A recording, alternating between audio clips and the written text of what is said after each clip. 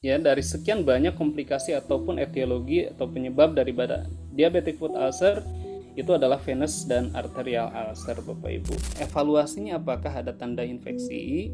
Biasanya tanda infeksi itu nggak jelas, tapi lukanya artinya dia masih bertambah luas ya, bertambah melebar gitu. Nah, itu perlu dievaluasi. Lebih baik kita jelaskan sedetailnya di awal daripada kita sudah melakukan perawatan kemudian pasiennya berharap ya, dan tidak sesuai nanti harapannya, itu nanti takutnya kembali ke kita imbasnya, Bapak Ibu ya.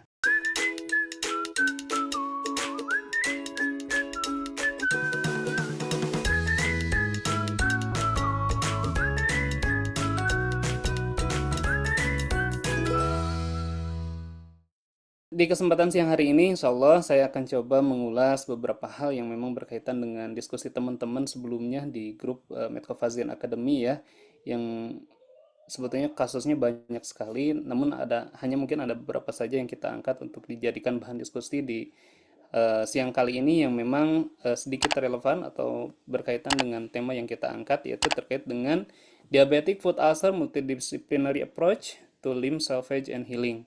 Jadi kita mungkin fokus kali ini ke bagaimana manajemen diabetic foot ulcer atau DFU yang sering kita temui ya Bapak Ibu, terutama teman-teman yang memiliki praktik mandiri ataupun home care pasti di antara sekian banyak pasien luka yang dirawat adalah pasien dengan diabetic foot ulcer. Oke, nah ini sedikit pengantar sebelum nanti kita ke tema diskusi Bapak Ibu. Jika kita lihat memang diabetic foot ulcer ini menjadi salah satu kondisi yang perlu kita pahami betul ya, bahwa memang banyak sekali hal yang berkaitan dengan diabetic foot ulcer dan juga sekaligus menjadi sebuah tantangan bagi kita sebagai tenaga kesehatan, terutama sebagai wound clinician ya. Nah, faktanya bahwa setiap 30 menit sekali, setiap 30 detik sekali terjadi amputasi. Ya. Dan 70% daripada amputasi itu disebabkan karena diabetic foot ulcer-nya. Dan 58% DFU itu akan menjadi infeksi, ya. Nah, ini angka yang cukup sangat tinggi Bapak Ibu. Lebih dari setengah daripada pasien DFU itu mengalami infeksi, dan 70% pasca amputasi angka harapan hidupnya ya atau mortalitasnya itu sampai dengan 5 tahun.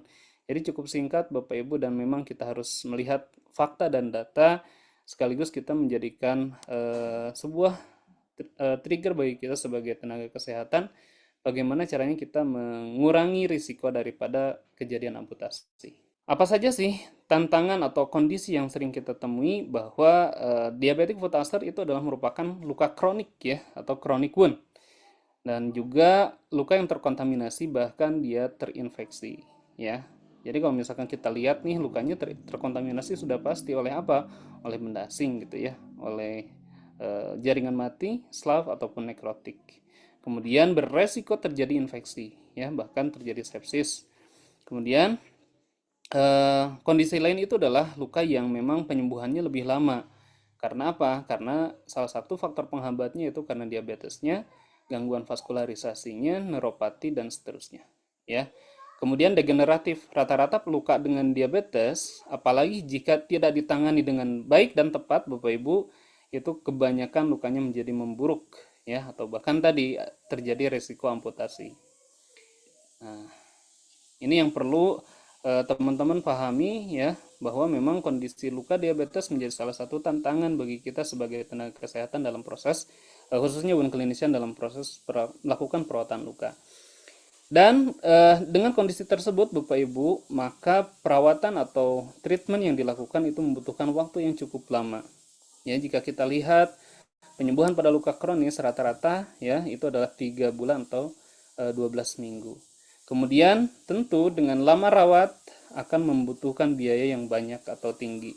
Jadi high cost di sini menjadi salah satu concern juga bagi pemerintah terutama BPJS Kesehatan dalam melakukan ya upaya untuk pencegahan sebelum terjadinya luka, atau lebih ke preventif dan promotif gitu Pak Ibu. Nah, apa sih sesuai dengan tema di siang kali ini Bapak Ibu? Jadi kita memang berperan penting dalam proses manajemen daripada DFU ini. Ya, jika kita lihat ini adalah prosesnya Bapak Ibu, di mana pasien biasanya direfer ya dari hospital ataupun dari emergency ya. Kemudian direfer atau misalkan ditata laksana oleh diabetologis penyakit dalam biasanya di sini ya. Kemudian nah di sini posisi kita nih sebagai wound care nurses ya, bahwa memang kita secara internasional diakui Bapak Ibu, peranan wound care nurses ya dalam proses perawatan luka, dia sebagai gatekeeper ya. Artinya kita sebagai penjaga gawangnya Bapak Ibu, sebagai apa namanya? Penentu ya, penentu apa selanjutnya dan bagaimana ke depannya penata laksanaan ya dan proses perkembangan pada DFU ini. Nah, kemudian di sisi lain karena ini multidisiplin, maka kita membutuhkan ya multidisiplin atau ahli yang lain ya, baik itu dari dokter, edukator, radiologis, kemudian apa namanya? Nutrisionis. Nah, itu semuanya harus berperan dalam proses penanganan diabetic foot ulcer ini ya. Kalau misalkan untuk dokter spesialisnya ya, ada kardiologis ya, neurologis, kemudian urologis ya, kemudian penanganan infeksi ya. Kemudian dari bedahnya ada bedah umum, bedah vaskuler ya, bedah plastik jika dibutuhkan, kemudian ortopedi jika terjadi proses infeksi seperti misalnya osteomyelitis ataupun membutuhkan tindakan yang lain. Nah, kesemuanya ini memang Bapak Ibu nggak bisa dipisahkan satu sama lain. Artinya ketika kita ketemu kasus luka diabetik ya, luka kaki diabetes, maka kita harus libatkan ya, terutama kita di sini perannya sebagai gatekeeper tadi. Oke, jadi itu gambaran secara umum Bapak Ibu ya terkait dengan bagaimana pendekatan multidisiplin ini bisa diterapkan. Nah, kemudian ya, salah satu ya dari sekian banyak komplikasi ataupun etiologi atau penyebab daripada diabetic foot ulcer itu adalah venous dan arterial ulcer Bapak Ibu. Ya, ini bisa menjadi etiologi ataupun bisa menjadi salah satu dampak dari adanya DFU ini ya. Venous ulcer adalah gangguan pembuluh darah di area atau pembuluh darah vena. Kalau arterial ulcer jelas pembuluh darah arteri yang terkena. Ya, biasanya ini adalah lokasi Bapak Ibu. Jadi nanti juga berkaitan dengan kasusnya di Medco Academy kemarin ya yang kita akan bahas kali ini. Nah, lokasinya kalau misalkan untuk venous rata-rata itu adalah di gaiter area. Jadi antara mata kaki ya dan betis. Gitu. Sorry di sini nih. Antara mata kaki dan betis. Oke. Kemudian biasanya di daerah medial, di dalam bagian dalam, biasanya daerah di atas mata kaki bagian dalam. Nah, ini paling sering ditemui pada kasus venous ulcer. Nah, kemudian venous arterial ulcer biasanya di area titik-titik tertentu yang memang sering terkena tekanan ya, di area apa namanya? Tus, jari ya dan kaki, baik itu punggung kaki dan telapak kaki gitu ya. Nah, itu paling sering terjadi Bapak Ibu. Nah, kemudian di bagian tulang di sisi luar pergelangan kaki ya, lateral malleolus dan tibial area. Nah, sering terkena tekanan terutama karena pasien misalkan tirah baring dalam jangka waktu lama atau menggunakan alas kaki yang terlalu keras ya atau terlalu sempit gitu ya. Nah, biasanya muncul di area ini kenapa? Karena jaringan yang menonjol di area ujung-ujung ini adalah yang minim vaskularisasi. Jadi artinya area perifer tersebut minim vaskuler, ketika ada sumbatan di pembuluh darah arteri maka itu yang bagian paling pertama kali terkena. Walaupun bisa aja dia bertambah ke area yang atasnya ya, seperti halnya di sini ya. Jadi arterial ulcer bisa saja dia sampai betis. Cuma ya biasanya mulai dari ujung-ujungnya dulu. Di area-area tumit, mata kaki ya. Nah, itu biasanya yang paling sering muncul pertama awal kali pada arterial ulcer. Gitu ya. Nah, kemudian nyeri Bapak Ibu. Nah, ini sebetulnya untuk mengidentifikasi apakah ini venous atau arteri, ya kita harus evaluasi menggunakan ABPI. Tetapi kalaupun misalnya Bapak Ibu mau melihat gejala yang ditimbulkan, nah salah satunya tadi dari lokasi, dari nyeri juga bisa kita identifikasi. Ya, kalau nyeri pada venous ulcer biasanya dia improve ketika dilakukan elevasi atau diangkat kakinya, dia akan berkurang nyerinya dan pada saat istirahat. Ketika kaki diistirahatkan biasanya akan berkurang ya. Rasanya berat di kaki ya. Nyerinya tidak kayak ditusuk-tusuk atau nyeri hebat, tidak ya. Berbeda dengan halnya arterial ulcer, dia lebih kuat nyerinya, lebih hebat ya. Nah, itu muncul pada saat dia aktivitas ya dan terlebih pada saat istirahat, terutama kalau kakinya dinaikkan ya atau dielevasi, itu akan bertambah. Kenapa? Karena justru dengan dengan istirahat ataupun kakinya agak naik ke atas atau tidak diturunkan ke bawah, maka proses sirkulasi area arteri akan terhambat ke area perifer gitu Bapak Ibu. Dan improve ya akan berkurang nyerinya atau sedikit berkurang nyerinya ketika kakinya diturunkan. Nah, itu salah satunya kalau misalkan kita lihat ya, mau mengidentifikasi apakah ini masuknya kategorinya arterial ataupun venous ya. Kondisi-kondisi yang lain bisa kita lihat di sini nih Bapak Ibu ya. Dan untuk treatmentnya, ingat ya, treatment arterial itu tidak bisa dilakukan compression terapi ya, tidak bisa di leg elevasi ya. Jadi lebih ke revaskularisasi ya Bapak Ibu, terutama pemberian mungkin antiplatelet gitu ya, kemudian manajemen risiko sampai ke pembedahan biasanya dilakukan. Nah itu kita untuk memudahkan saja memahami perbedaan antara venous dan arterial ulcer. Walaupun memang yang akuratnya adalah kita lakukan pemeriksaan BPI, nanti biasanya akan terlihat ya mana yang venous, mana yang arterial. Oke, nah kita masuk ke kasus yang di-share ya oleh teman-teman di Medcovasion Academy. Nah ini adalah kasusnya DFU Bapak Ibu, karena memang pasiennya juga gula darahnya tinggi ya. Coba saya lihat sebentar. Nah, gula darahnya itu terakhir ya, kalau dari hasil pemeriksaan GDS ya, itu sekitar oke, 160 ya, tetapi ketika pada saat di rumah sakit pemeriksaan gula darah sewaktunya ya, itu 383. Jadi bisa dipastikan ini memang DFU, walaupun memang harusnya diperiksa juga HbA1c ya Bapak Ibu. Oke. Nah, ini adalah kondisi yang ditangani ya pada saat kunjungan pertama ya, pasca 6 kali perawatan ya Pak Rohmad. Ini kasusnya Pak Rohmad ya. Oke, apakah ada Pak Rohmad? Boleh Pak, kalau misalkan Bapak mau menjelaskan dulu kasusnya, nanti kita sharing bersama teman-teman di Zoom ini. Apakah Pak Rohmad hadir? Saya cek dulu deh. Oke, halo Pak Rohmad. Ya, oke. Jadi usianya 69 tahun, berat badan ideal, cuma belum tahu berapa nih berat badannya.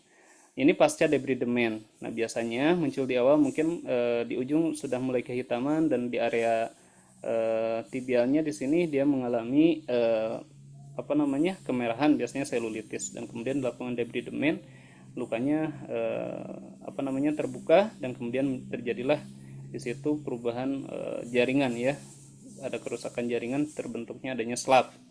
Kemudian tekanan darah, nyeri di area punggung, kaki sampai dengan lutut. Oke, dari area punggung kaki sampai dengan lutut.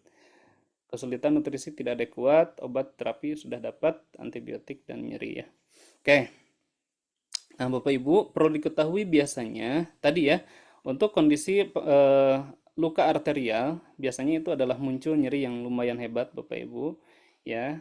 Dan memang nyeri itu muncul sebetulnya kalau misalnya di awal biasanya dari bagian luka terlebih dahulu. Nah, di saat disentuh itu sakit. Namun mungkin kalau kasus ini ya, kenapa nyerinya hanya di area punggung kaki ya, sampai ke area lutut ya.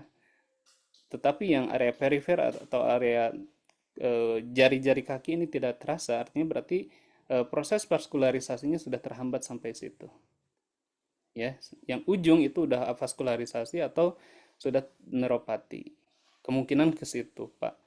Tetapi kalau misalnya memang nyeri ya, nyeri itu adalah khasnya daripada arterial ulcer ya, atau gangguan pembuluh darah arteri pada luka, terutama di sini nih yang sudah terjadi luka ya, itu bisa diakibatkan nyerinya karena dari gangguan vaskularisasi atau dari lukanya itu sendiri. Itu harus dievaluasi lagi. Nah, di sini faktor risikonya apa saja kalau untuk kasus luka yang ini? Yang pertama adalah usia ya, usia 69 tahun ya, termasuk lansia. Kemudian vaskularisasinya sudah kemungkinan melihat kondisi klinis seperti ini, dan sepertinya mengarah ke arterial ulcer ya. Kemudian wound bed Nah, wound bed ini juga perlu diperhatikan ya Pak, karena memang di sini adalah slav ya, sudah kuning ya. Nah, itu memang harus kita segera persiapkan agar warna dasar lukanya ketemu warna merah. Kemudian wound edge, tepi luka. Nah, biasanya kalau tepi luka, kita evaluasi lagi tepi luka yang berkaitan dengan jaringan yang sehat.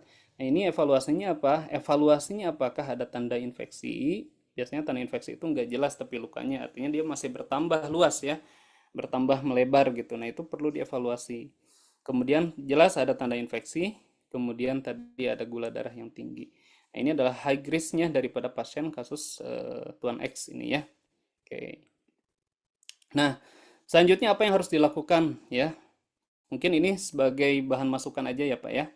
Nah, kalau melihat kasus luka yang ini, nah mungkin eh, Pak Rohmat ya, sebaiknya dilakukan yang pertama kita fokus ke evidence based wound management seperti biasa ya. Jadi kita lakukan time management. Pasti itu adalah salah satu kerangka kita sebagai wound clinician dalam proses perawatan luka. Ya, kita senantiasa melakukan time management ya. Karena ini masih ada warna dasar luka hitam ya dan kuning, terutama kuning karena hitam itu ujung jari. Nanti kita juga akan evaluasi lagi selanjutnya. Terutama daerah yang kuning ya, daerah betis, letak kaki ya. Nah, itu harus kita targetkan untuk sampai ketemu warna dasar luka merah gitu ya. Berarti lakukan debridement ya, persiapan dasar luka. Ya, autolisis Pak ya. Nah, dan juga evaluasi lagi apakah bisa dilakukan mechanical debridement ya di CSWD atau kita lakukan hydropressure kalau ada alatnya ya Pak ya. Nah, itu biasanya lebih lebih safety, lebih mudah terangkat jaringan matinya. Kemudian pasiennya juga minim terjadinya nyeri.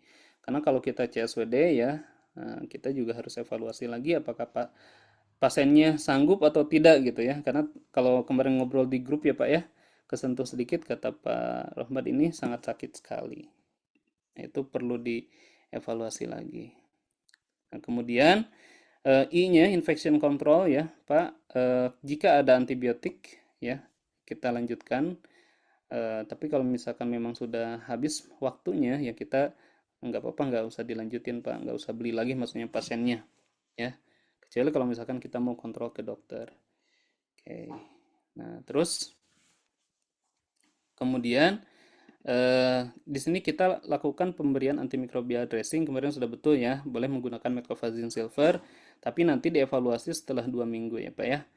Jika masih ada jaringan atau tanda infeksi setelah 2 minggu, tapi berkurang, boleh dilanjutkan ya maksimal 1 bulan. Tetapi kalau misalkan infeksinya tidak ada penurunan atau masih ada gejala infeksi, bisa diganti dengan antimikrobial yang lain ya, gitu. Kemudian mungkin di sini juga untuk M-nya moisture balance, saya nggak tahu ini pendarahan ya di kaki atau di luka yang sudah granulasi, tetapi pendarahannya ini apakah diakibatkan karena proses debridement atau CSWD atau karena pada saat ganti balutan karena lengket ya di area granulasi. Jika lengket biasanya topikal antimikrobialnya ataupun apa namanya salepnya atau methovazinnya itu kurang tebal Pak, minimal 2 mili. Biasanya gitu sih. Kasus-kasus yang sering saya temui yang ada pendarahan ya, terutama di bagian granulasi itu kurang lembab gitu Pak. Jadi lengket nempel gitu. Kemudian karena ini DFU maka gula darahnya harus terkontrol Pak. Dievaluasi lagi nanti pasiennya apakah minum obat gula atau tidak ya. Gitu. Itu perlu diperhatikan juga. Oh, berdarah karena debridement, juga besoknya karena kasa. Oh, berarti nempel kasanya ya, Pak ya. Nah, itu kurang tebal biasanya salepnya gitu. Jadi agak tebal sedikit, Pak, biar kita kurangi risiko-risiko trauma ya, karena lukanya lumayan luas juga. Nanti biasanya apalagi kalau sudah merah lebih banyak, nah itu lebih beresiko lagi terjadinya proses traumatik atau pendarahan di area luka. Walaupun pasiennya mungkin oh ya karena nyeri juga ya, nah itu juga menjadi salah satu faktor kenyamanan pasien. Nah, kemudian nutrisi ya Pak ya. Nutrisi dan mobilisasi. Nutrisi penting ya kita anjurkan untuk makan ya sedikit tapi sering lah. Itu semampunya pasien ya biasanya pemberian antibiotik. dan anti nyeri juga mengakibatkan rasa tidak nyaman atau mual ya ke pasien, dan itu menghambat salah satu untuk intake nutrisi juga gitu. Ya paling itu Pak ya. Mobilisasi seperti biasa pasien tetap harus dioptimalkan proses mobilisasi, tujuannya ya. Tujuannya agar vaskularisasinya improve ya, walaupun ini sudah lansia gitu ya. Dengan kondisi tadi ada risiko arterial ulcer, tapi beberapa riset Bapak Ibu ya, dengan proses salah satunya yang dianjurkan adalah senam kaki. Walaupun mungkin pada kasus ini senam kaki tentu tidak seoptimal ya, karena memang ada rigid ya, apa namanya, karena ada luka di sini. Tetapi bisa dicoba, diusahakan ya minimal sehari sekali lah senam kaki Pak. Tapi semampunya pasien, nggak usah terlalu dipaksakan karena nanti akan mengakibatkan nyeri atau ketidaknyamanan juga gitu ya. Kemudian inform konsen. Nah, kemarin saya sempat sampaikan ke Pak Rohmad bahwa kita harus inform konsen ke pasien dan keluarga, ini penting. Ya, menyangkut tadi, kita kan udah anjuran untuk pergi ke rumah sakit untuk treatment dan ya pemeriksaan lanjutan ya. Kalau misalkan ada bedah vaskuler, ya itu akan lebih baik, Pak ya. Nah, karena memang ini membutuhkan treatment sampai ke arah situ. Ya, tadi multidisciplinary tadi ya. Dan ketika tidak mau, artinya pasien sudah menyanggupi segala risikonya Pak ya, segala risiko ketika itu dirawat. Nah itu biasanya kalau di WOCARE kita buat itu adalah inform consent persetujuan tindakan, inform consent penolakan anjuran atau advice ya. Misalkan kita anjurannya untuk dirujuk ke rumah sakit atau ke apa spesialis ya. Nah itu misalkan pasiennya menolak, nah itu juga harus ada tanda tangannya bagusnya Pak. Karena ini kita menyangkut tertib administratif dan juga tadi tanggung jawab tanggung gugat nanti ke depan gitu ya, sebagai advokasi kita. Nah kemudian inform consent juga di ujung-ujung kaki. Nah sorry ya, ini dengan kondisi yang lumayan kompleks seperti ini Bapak Ibu.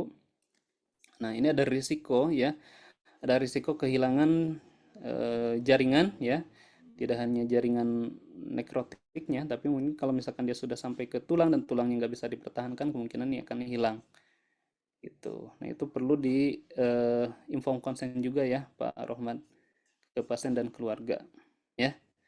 Lebih baik kita jelaskan sedetailnya di awal daripada kita sudah melakukan perawatan kemudian pasiennya berharap ya dan tidak sesuai nanti harapannya, itu nanti takutnya kembali ke kita imbasnya Bapak Ibu ya. Karena ini kalau di praktik mandiri kita untuk advokasi ya harus hati-hati sekali ya. Praktik mandiri home care sama Bapak Ibu ya.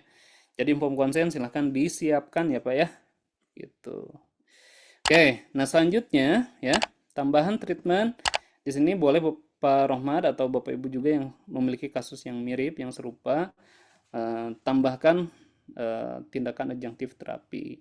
Adjunctive terapi ini bisa dilakukan infrared dan ozon terapi untuk antimikro apa untuk membunuh bakterinya, dan juga untuk infrared untuk memperlancar atau memperbaiki sirkulasi terutama pembuluh darah arteri ya. Dan juga electrical stimulation, stimulasi elektrik, tapi pilihnya yang arterial.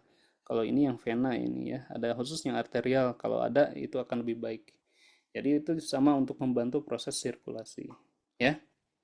Nah, ditambah lagi medikasi obat-obatan, Pak. Kalau bisa ya, kalau ada pemberian tadi seperti halnya dijelaskan di awal, untuk arterial memang harus diberikan terapi anti pembekuan darah atau pengencer. Nah, itu biasanya kita harus refer gitu ya. Tapi kalau pasiennya yang nggak mau menolak ya mau gimana lagi. Tadi yang penting ada inform consent. Oke. Nah, selanjutnya apa sih yang harus dilakukan? Karena mengingat pasien ini adalah pasien yang cukup kompleks ya, sehingga penanganan juga harus dilakukan secara terus-menerus dan berkala. Jadi nanti evaluasi Pak setelah perawatan pasca beberapa kali, ini berarti 6 kali sudah kurang lebih 2 minggu ya. Nah 2 minggu itu harusnya ketemu warna dasar luka merah ya. Terutama tadi evaluasi batas atau tepi luka ya, batas tepi luka yang ini nih ya. Evaluasi batas tepi luka. Artinya kita lihat apakah lukanya bertambah ke area atas ya, ke area lutut atau tidak ya. Berharapnya sih tidak. Berarti kalau tidak artinya apa? Artinya agak tenang sedikit ya. Karena memang Yang pertama vaskularisasinya tidak begitu berat gitu ya. Kedua berarti infeksinya tidak juga begitu berat gitu ya. Berarti agak agak aman ya Pak ya, walaupun nggak aman-aman banget juga. Tetapi minimal ketika kita melihat tepi luka ini tidak ada perubahan atau tidak ada penambahan atau perluasan, itu sedikit menunjukkan bahwa lukanya mulai improve gitu ya. Tinggal nanti persiapan dasar lukanya aja gitu ya. Oke, yang pertama itu ya, jadi evaluasi daripada target-target kita yang tadi adalah persiapan dasar luka atau WBP. Ya minimal ini targetkan selama kurang lebih 2 sampai 4 minggu ya Pak ya. Berarti setengah bulan atau sebulan ini kita targetkan ketemu warna dasar lukanya menjadi merah gitu ya Pak ya. Walaupun mungkin nanti ada faktor risiko juga biasanya dengan gangguan pembuluh darah arteri itu beda dengan tanpa gangguan pembuluh darah arteri proses WBP-nya. Ya, agak sedikit lama. Itu sih Pak. Ini nggak tahu Pak Rohmat setelah berapa kali perawatan ya? 6 kali ya? Ini sudah tadi ya, sudah merah yang luka tadi berarti apa ya? Itu yang ini ya. Nah, ini udah beberapa sih udah ketemu warna dasarnya. Tinggal dievaluasi lagi, didebridement lagi jika memungkinkan di area-area yang lain. Gitu. Nah, itu follow up WBP-nya. Kemudian evaluasi tanda infeksi tadi ya, dilihat dari kondisi klinis, kemudian tepi luka apakah melebar atau meluas ya. Nah, itu penting untuk kita evaluasi. Kemudian penggunaan silver kita evaluasi apakah efektif atau ada progres atau tidak ya.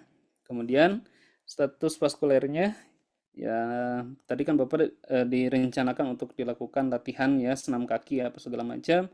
Nah, itu boleh dilakukan Pak minimal sehari sekali kita kerjakan di situ. Pasiennya diedukasi. Semampunya aja ya, karena kan tadi harus sambil duduk ya, karena ini arterial supaya kakinya diturunkan. Nah, sambil diturunkan tersebut pasien dianjurkan untuk senam kaki. Nah, ini kan pasiennya saya curiganya tiduran terus ya. Gitu Pak. Gitu ya. Kemudian nutrisi, nutrisi adekuat, nanti paling ya diedukasi lah untuk pemberian nutrisi ini minimal sehari beberapa kali makan kalau misalkan sedikit ya, bisa lebih sering gitu ya. Tapi kalau misalkan memang pasiennya kooperatif, mau makannya lebih banyak ya bisa kita jadwalkan Pak gitu. Salah satu untuk mengontrol gula diabetes ya, salah satunya adalah makan yang benar atau nutrisi yang tepat. Dengan konsepnya 3J, benar jam, jumlah dan jenis. Jamnya itu berarti harus tepat waktu, artinya kita punya jadwal si pasien itu makan jam berapa. Ke pagi jam 7 maka selanjutnya jam 7. Oh, siangnya jam 2 selanjutnya jam 2. Sorenya jam, jadi pattern atau pola si pasien ya untuk mengontrol gula, apalagi ini dengan kondisi lansia. Tetapi jika misalkan tidak ada sama sekali atau sulit makannya, maka yang penting adalah sekarang fokus dulu ada intake nutrisi. Kalau gulanya tiba-tiba naik karena nutrisinya terlalu atau tidak beraturan tadi, ya nggak masalah. Paling nanti pemberian obat gula. Nah, ini juga saya nggak mendapatkan informasi apakah mendapatkan obat gula atau tidak ya Pak ya. Pemeriksaan ya, gula darah juga harus berkala. Yang minimal seminggu 3 kali lah gitu ya, atau 4 kali. Kemudian selanjutnya adalah psychological barrier. Nah, pasiennya apakah dia bisa diajak ya untuk sama-sama melakukan perbaikan kondisi ataupun tidak. Nah, itu harus dikaji termasuk juga pelaku rawat atau keluarga ya. Ya mungkin kalau misalkan biasanya pasien tidak mampu akan lebih sulit lagi karena memang terkendala juga di pembiayaan. Gitu sih. Nah, saya kurang tahu apakah pasiennya mengalami atau mengarah ke sana atau tidak. Karena nanti akan berkaitan dengan progres, Pak. Ya, jika memang kondisi bariernya atau psikologiknya bagus, biasanya pertumbuhan ke perkembangan lukanya juga akan membaik. Gitu sih. Oke, itu mungkin bahasan kasus yang di-share oleh Pak Rohmad dan juga udah kita bahas sedikit kemarin di grup ya. Oke, itu Mbak Ulis. Mungkin kalau misalkan teman-teman ada yang mau kasih masukan atau didiskusikan, silakan ya. Terima kasih Mbak Ulis, saya kembalikan. Oke, luar biasa sekali ya Bapak Ibu sekalian. Tadi pembahasan langsung dari Nurse Agung mengenai tadi studi kasus dari Pak Rohmat. Baik Bapak Ibu, apakah ada pertanyaan? Nah, ini dari Kak Yuni nih, ingin bertanya untuk pengkajian lukanya menggunakan metode yang mana nih? Terus aku Hmm, mungkin boleh bantu jawabannya. oke. Bagus ya pertanyaannya Bu Yuni. Kalau untuk pengkajian luka, tetap kita menggunakan Uniscale, Pak, Bu ya. Karena memang itu yang memang kita adopt ya dari BWAT atau Bates Janssen Wound Assessment Tools ya, dengan penambahan ya terkait dengan penghitungan daripada predictable wound healing atau expected date penyembuhan luka. Nah, gitu ya. Jadi kita gunakan itu saja untuk memudahkan sama-sama kita mengerjakan evaluasi bersama pasien. Namun cuma untuk luka kronis ingat ya ada framework atau kerangka kerja kita dalam proses perawatan luka, yaitu target untuk luka kronis kita targetkan penyembuhannya selama 3 bulan atau 12 minggu. Di mana 12 minggu kita bagi ke dalam targeting waktu juga gitu ya supaya tercapai itu 3 bulan penyembuhannya gitu Bapak Ibu. Nah, apa saja itu? Yang pertama adalah WBP atau persiapan dasar luka 2 sampai 4 minggu pertama kita targetkan ya WBP itu tercapai ya. Kemudian yang selanjutnya setelah WBP tercapai warna dasar luka merah yang kita targetkan 3 minggu itu adalah proses proliferasi ya proliferasi pertumbuhan jaringan ya dari merah sampai ke epitel menuju epitel katakanlah itu kurang lebih 3 minggu. Nah setelah itu baru epitelisasi 2 minggu kita targetkan ya minimal epitel awal muncul ya walaupun masih fragile atau masih beresiko terjadi kerusakan lagi, tapi kita lindungi dengan baik. Kita targetkan selama 2 minggu. Nah, sisanya ya 3 minggu lagi, itu adalah proses kita untuk kontrol infeksi, kemudian manajemen sistemik, ya, kontrol gula darah, ya, nutrisi tadi, psychological, dan seterusnya. Nah, itu kita spare waktu, ya, atau kita bagi waktunya kurang lebih selama 3 minggu. Jadi total 12 minggu ya. Harapan proses penyembuhan luka kronis rata-rata ya Bapak Ibu tidak tidak serta-merta 3 minggu 3 bulan. Bisa aja lebih daripada 3 bulan atau lebih dari 12 minggu. Atau bahkan kurang dari 12 minggu. Tetapi minimal kita targetkan selama 3 bulan atau 12 minggu proses penyembuhan luka kronik itu bisa diselesaikan. Artinya terjadi proses penyembuhan ya dengan kondisi tadi proses waktu targetingnya yang kita lakukan. Makanya tadi di awal saya munculkan T-nya dulu, persiapan dasar lukanya dulu. Terkejar persiapan dasar luka gitu ya. Kalau udah terkejar persiapan dasar luka maka warna dasar luka itu akan merah, infeksi juga akan semakin berturun di situ. Ya akan berkurang. Itu ketimbang kalau misalkan warna dasar lukanya masih kuning hitam, maka akan berisiko yang pertama adalah proses penyembuhan luka pertumbuhan jaringan tidak bisa terjadi karena tertutup oleh nekrotik ya atau slav. Yang kedua adalah risiko infeksi juga pasti tinggi di situ. Makanya targeting utama sekarang bagaimana caranya mempersiapkan dasar luka. Kayak tadi saya saranin ya, kalau ada hydropressure terapi itu akan lebih bagus karena itu akan lebih mudah dan mempercepat proses persiapan dasar luka gitu karena kan pasiennya ini nggak mau dirujuk ya atau debridement surgical gitu. Oke itu ya mudah-mudahan menjawab Bu Yuni. Oke, luar biasa jawabannya dari Nurse Agung. Mudah-mudahan menjawab di pertanyaan dari Kak Yuni nih. Menyambung banyak sekali ya, Nurse Agung nih cukup banyak dari Bapak Ibu sekalian yang bertanya. Pertanyaan yang kedua datang dari Pak M. Rizal Isdianto. Pak izin bertanya, untuk luka yang sudah merah tetapi ada goa dan bernanah, gimana solusinya? Baik, silakan dijawab Nurse Agung. Nah ini menarik ya pertanyaannya ada goa ya ini sebetulnya kita bahasan di webinar beberapa hari yang lalu ya Mbak Ulis terkait dengan wound cavity ya. Oke, jadi untuk ada goa ya. Nah, memang kalau misalkan sudah merah tetapi ada goa harus kita evaluasi lagi ya. Yang merah itu kan yang terlihat. Sementara kalau goa itu undermining adalah yang tertutup oleh jaringan hidup atau jaringan yang sehat, berarti kondisi luka di dalam itu tidak terlihat. Gitu. Nah, kita harus evaluasi lagi apakah di dalam itu sudah betul-betul merah atau yang merah itu hanya luka yang tampaknya aja. Gitu ya. Nah, kalaupun sudah merah, apakah masih tersisa jaringan mati di dalam? Artinya ada kayak kantung nanah, Bapak Ibu ya. Kalau gua itu kan kita nggak bisa melihat gitu ya, nggak bisa ke dalam. Apa yang harus dilakukan ya? Kalau misalkan bernanah, nah biasanya itu masih ada jaringan mati ataupun kantung nanah di dalam. Gitu. Nah itu yang harus dibuang Pak. Nah ini nggak tahu lukanya di area mana.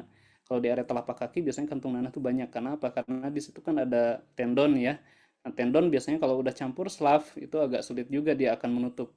Jadi si jaringan sulit sulit nutup gitu karena dianggapnya adalah benda asing gitu. Jadi kalau tendon kan dia sehat gitu ya. Nah, ini kalau udah campur slaf maka tetap itu harus dibuang kantung nanahnya gitu. Yang kedua, kemungkinan di dalam itu belum sepenuhnya bersih, jadi harus dibersihkan dulu. Nah, caranya dibersihkan ya sama, persiapan dasar luka, autolisis debridement ya, kita lakukan autolisis, dan kalau wound cavity itu kita lakukan irigasi ya. Irigasi ini penting Bapak Ibu untuk kita memastikan bahwa mikroorganisme ataupun benda mati, jaringan mati di dalam rongga itu bisa keluar ke angkat. Nah, kalau udah keluar ke angkat, Pak, nanti dia akan perlahan mulai nutup. Gitu. Kalau misalkan belum bersih, pasti dia terus-menerus akan keluar eksudat gitu. Kemudian yang kedua, untuk wound cavity ini kita pastikan dan evaluasi kedalamannya. Nah, caranya harus diukur. Diukurnya menggunakan probe, kemudian kita ukur dengan penggaris. Nah, dievaluasi secara terus-menerus setiap kali perawatan luka, apakah kedalaman itu berkurang atau tidak, gitu, Pak. Nah, itu fokusnya ke situ, Pak. Ya, mudah-mudahan menjawab Pak Rijal. Selanjutnya, Pak Irfan, izin bertanya penggunaan ozon dan infrared yang mana lebih baik dan efektif? Ya, oke. Jadi gini, ini kan masuknya ke adjunctive terapi, bukan terapi utama tetapi membantu proses penyembuhan luka. Dan juga kalau misalkan kita sebagai wound clinician itu sebagai nilai tambah ya Pak ya. Karena kan biasanya pasien atau keluarga melihat oh ini pakai alatnya lengkap segala macam. Pas datang ke rumah kita pakai ozon infrared, itu akan meningkatkan trust dan kepercayaan serta nilai tambah ya bagi kita sebagai wound clinician di situ. Oke. Mana sebaiknya atau mana yang lebih baik? Tidak ada yang lebih baik. Keduanya baik dan bisa digunakan ya pada luka dan memiliki fungsi yang berbeda. Jadi saling mendukung, Pak, ya. Dan penggunaannya kapan? Ya sama boleh dibarengkan karena lumayan waktunya kan agak lama tuh penggunaan ozonnya biasanya kalau luka infeksi itu sekitar 15 menit sampai 20 menit. Infrarednya juga sama saat berbarengan dengan ozon. Nanti selesai ozon, infrared juga kita stop. Gitu aja, Pak, ya. Kalau ozon nggak ada kontraindikasi, tapi kalau infrared itu sebaiknya tidak digunakan pada luka yang mudah berdarah atau luka infeksi, ya. Yang luka mudah berdarah seperti luka kanker ataupun juga yang pasien-pasien dengan terapi pemberian anti pendarahan maaf, pengencer darah ya. Nah, itu biasanya kita hindari menggunakan infrared, tapi kalau ozon nggak ada, ya boleh digunakan pada semua luka. Gitu. Oke. Nah, selanjutnya Ibu Yanti ini Ibu senior ya. Mas Agung izin bertanya, kalau dapat kasus seperti ini bagaimana cara BPI-nya? Oke, nah memang ini menjadi tricky juga karena memang lukanya full ya, sekaki sampai dengan lutut gitu ya. Nah, menjadi salah satu problem pada saat kita mau melakukan BPI.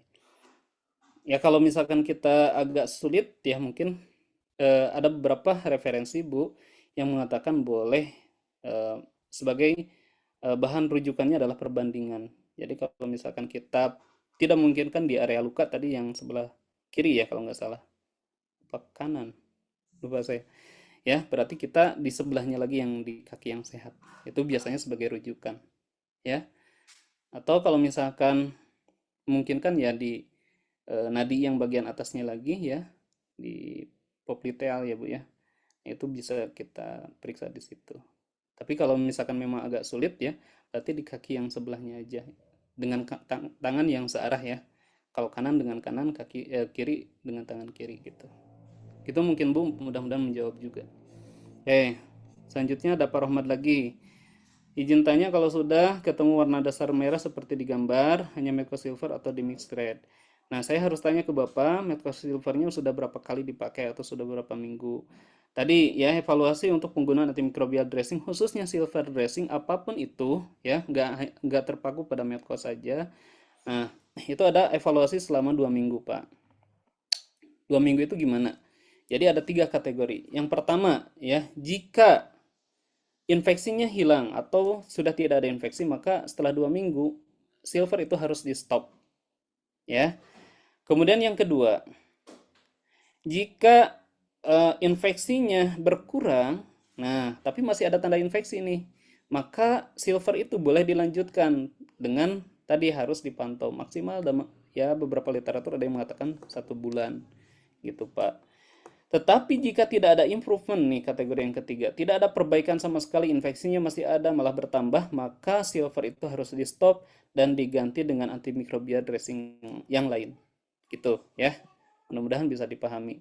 Jadi jangan sampai menyalahartikan, oh ini hanya Medco aja atau Medco silver aja, enggak, semua silver sama Pak. Ya. Kondisinya, peraturannya ataupun evidence base-nya seperti itu. Oke, mudah-mudahan menjawab Pak ya. Kemudian kalau misalkan sudah merah, apakah di mix dengan red? Ya boleh saja, tetapi kalau fokus saya, sekarang kita persiapkan dasar luka seluruhnya aja dulu Pak. Ya, jadi tahapannya kalau udah ketemu warna merah semuanya, baru kita untuk naikin proliferasinya, boleh baru masuk ke metcovazine red.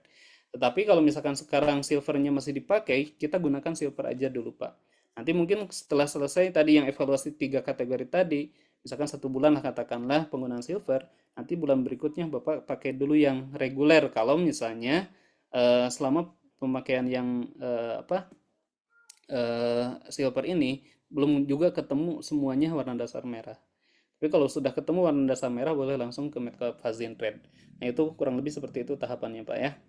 Oke. Selanjutnya Bu Iis Pujiawati ya. Izin bertanya Mas Agung, jika sudah terjadi venous ulcer apakah perawatan luka dilanjutkan apa harus tindakan bedah? Nah, ini mungkin kita memang harus ada bahasan khusus dan pernah juga saya sampaikan, kita pernah membahas ya, boleh ditonton mungkin di YouTube Medcovazin terkait dengan venous ulcer management ya. Nah, itu kalau untuk venous ulcer itu lebih mudah, bukan lebih mudah sih, treatmentnya gitu ya, eh, bisa dilakukan secara mandiri, artinya tanpa harus kolaborasi secara kompleks gitu. Kalau arterial kan dia harus vaskularisasi, bedah vaskular dan segala macam lah kompleks gitu ya. Kalau venous itu bisa melakukan perawatan luka seperti biasa ditambah dengan terapi kompresi yang 4 layer bandaging gitu. Nah, itu memang harus ada terapi kompresi itu Pak Ibu. Itu ya Bu Yes. Oke, ini 2 lagi Bu Endang. Izin bertanya Pak, untuk urutan penggunaan obat metcovazin itu gimana? Nah, yang tadi Bu, ya, biasanya luka di Indonesia kebanyakan itu adalah luka yang high risk infeksi atau bahkan infeksi. Makanya di awal kunjungan pertama di time ya, 2 minggu pertama itu kita T dan I kejar dulu. Ya, atau maksimal 1 bulan T dan I kita kejar dulu. Persiapkan dasar luka, kemudian infection control. Makanya kenapa kita munculkan metcovazin silver sekarang, kan dulu hanya red dan reguler ya. Kalau sekarang ada silver karena kebanyakan luka di kita itu infeksi. Makanya high risk infection atau kontrol infeksi dan juga penurunan infeksi jika sudah terjadi infeksi, maka harus kita berikan meclofazine silver dulu di awal ya. Kalau sampai ketemu warna dasar luka merah bisa langsung ke red. Tapi kalau masih ada jaringan mati hitam kuning ya, terutama kuning hitam biasanya udah hilang ya kalau udah tuh 2 minggu atau 3 minggu perawatan. Nah, kita gunakan yang reguler dulu, baru kalau sudah ketemu warna dasar luka merah semua kita gunakan yang red. Gitu Bu Endang ya. Oke. Selanjutnya Pak Arief izin bertanya, idealnya kita pakai antibiotik apa bila luka seperti di atas. Nah, kalau untuk antibiotik tetap kita kembalikan lagi Pak, karena bukan ranahnya kita sebagai nursing, makanya kita harus kolaboratif ya, harus konsulkan ke dokter ya.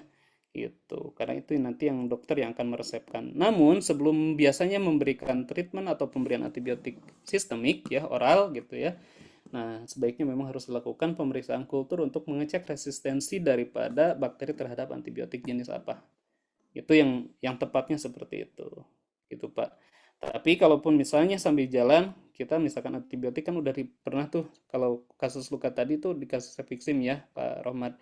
Nah, kalau misalkan cefiximnya udah selesai ya kita tinggal evaluasi aja apakah efektif atau enggak. Kalaupun enggak, mungkin bisa kita refer kembali. Kalau pasiennya nggak mau, kita lanjutkan antimikrobial aja. Gitu aja mungkin, Pak. Oke, izin bertanya dari Pak Ardi, jika sudah 1 bulan menggunakan silver tapi masih ada infeksi, gantinya pakai apa? Nah, banyak ya, Pak ya. Untuk topika antimikrobial banyak.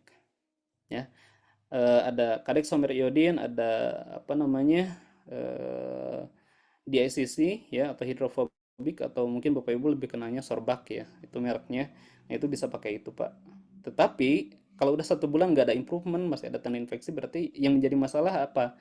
Biasanya nggak hanya satu faktor kenapa infeksi ini nggak berkurang atau nggak hilang infeksinya ya karena 1 bulan itu cukup lama harusnya infection control sudah selesai di situ Pak ya biasanya apa improvement kenapa tidak terjadi perbaikan kondisi infeksinya nggak berkurang itu karena faktor yang lain ya, apakah teknik perawatannya yang tidak tepat, pencuciannya tidak adekuat, nggak menggunakan sabun luka, ya, atau tidak menggunakan PHMB atau wound antiseptik yang lain. Nah, itu penting juga untuk kita pakai, gitu. Ya, kan banyak tuh waktu 1 bulan itu berapa kali perawatan. Ya, ozonnya ya ditambah menjadi 30 menit misalkan untuk kill bakteria yang lebih berat gitu ya. Nah, itu bisa, Pak. Ya, pokoknya kita upayakan targetkan ya 1 bulan selesai. Gitu. Kalau misalkan masih ya berarti eh ya harus di tadi treatmentnya, pemberian antibiotiknya nggak hanya antimikrobial, berarti harus pemberian antibiotik sistemik. Oke, saya sudah di warning oleh Bu Ulis ya. Untuk sesi diskusi mungkin bisa kita lanjutkan di sesi berikutnya, terutama kalau di grup. Cuma saya suka heran juga kalau di grup ini Bapak Ibu kurang banyak yang komen juga ya. Memang harus ngobrol langsung sih biasanya. Oke, Oke, baik. Ini dari satu pertanyaan lagi nih, Pak. Mau boleh, boleh, dijawab boleh. gimana nih? Dari Pak Made Indra Nah, Sumatera. oke, bagus pertanyaannya, Mbak Pamade ya. Untuk betul. Jadi bau itu timbul pertama karena faktor infection ya atau karena infeksinya, kedua karena jaringan mati yang ada di luka, yang ketiga dari cairan luka yang banyak gitu ya. Nah, ketika Bapak merawat luka, yang pertama kita fokusnya untuk apa? Membersihkan pada saat pencucian. Nah, pencucian luka itu menentukan proses penyembuhan, mengurangi infeksi dan juga mengurangi bau, Pak. Makanya harus dicucinya adekuat, bagus, baik, tepat ya. Nah, menggunakan sabun apa? Sabun cuci luka Metcovazin. Gitu ya. Kita ada Metcovazin sabun cuci luka. Kalau sabun cuci luka yang lain bagus nggak boleh juga. Cuman kalau misalkan Metcovazin kita udah BPOM gitu ya. Dan memang mungkin Bapak Ibu boleh merasakan bedanya dengan yang lain gitu ya. Walaupun harganya lebih mahal sedikit ya, tetapi tadi udah teruji gitu Bapak Ibu dan memang efektivitas 99 mengurangi bakteri. Nah, ketika misalkan kita pencuciannya baik ya, eh, maka tadi jumlah bakteri juga akan berkurang, ya, infeksi terkontrol dan juga bau akan berkurang, Pak. Itu kita beberapa kasus ya, pasien kita temui kondisinya bau yang lumayan berat, setelah dicuci itu rata-rata berkurangnya lumayan signifikan. Gitu Pak Made. Oke. Gitu Oke, ya, Bapak Ibu ya. sih, Mudah-mudahan luar biasa sekali ya. mudah-mudahan Sangat tidak menarik. puas ya, karena mungkin Bapak Ibu juga punya referensi-referensi yang lebih baik ya. Nah, tapi Betul kita sekali. sifatnya hanya Terima kasih, diskusi gitu ya. Nurse Agung, untuk Ya. jawaban-jawaban yang sangat luar biasa. Nanti mungkin Bapak Ibu yang ingin lanjut bertanya bisa langsung tanyakan di dalam grup ya, untuk bisa berdiskusi langsung dengan para yang pakarnya dari Nurse Agung, Nurse Kana, dan Nurse Hairul Bari, dan juga Bapak Ibu yang lainnya. Nanti terima kasih Bapak Ibu sekalian, terima kasih Nurse Agung yang sudah memberikan insight baru dan jawaban-jawaban yang sangat luar biasa. Baik, Bapak Ibu sekalian, mungkin kita bisa foto bersama terlebih dahulu nih ya. Bagi Bapak Ibu silahkan untuk on cam kamera nih ya. Kita foto bersama, satu, dua, tiga. Oke, Bapak Ibu yang lainnya, yuk. Bisa on cam, satu, dua, tiga. Oke. Wah, luar biasa sekali ya. Terima kasih Bapak Ibu sekalian.